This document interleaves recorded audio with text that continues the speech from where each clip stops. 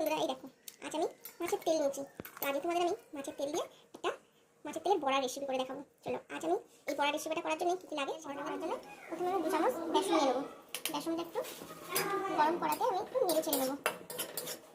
এবার আমি দেবো পেঁয়াজ কুচি, এবার দেবো লঙ্কা কুচি, একটু দেবো আদা রসুন বাটা, লঙ্কা গুঁড়ো, হলুদ গুঁড়ো, দেবো জিরে গুঁড়ো, পরিমাণ মতো নুন, গরম করা বেসনটা এবার একটু এটাকে মাখিয়ে নিতে হবে।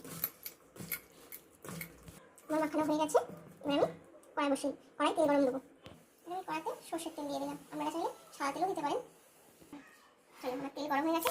এবার আমি একটা করে বড়াগুলো দিয়ে দিলাম।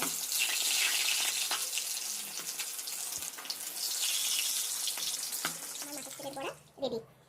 তোমরাও করে বাড়িতে করে খাও আর কমেন্ট করে জানাও কেমন লাগে। টাটা বন্ধুরা।